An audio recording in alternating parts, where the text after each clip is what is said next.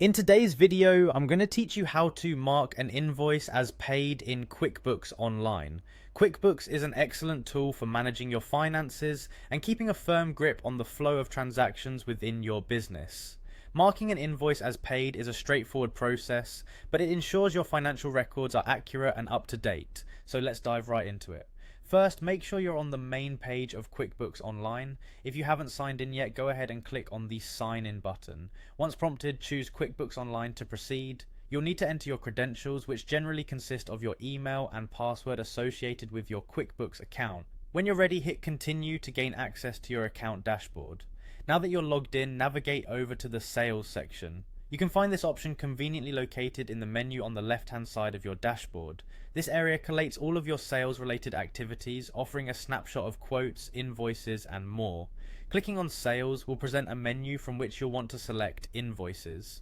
Once you're in the Invoices section, you'll see a list of all pending and processed invoices.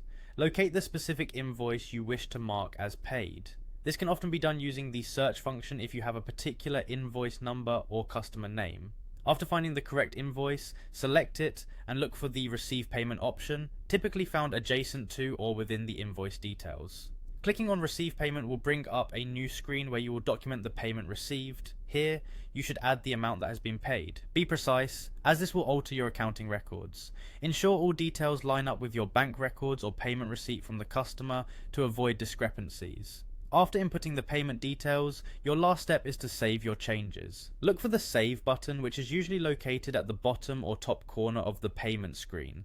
By saving your changes, the invoice status will update from outstanding or overdue to paid, thereby reflecting correctly in your financial reports. And that's it. You've successfully marked an invoice as paid in QuickBooks Online. This method not only keeps your records organized, but also saves you time during accounting reviews and financial planning.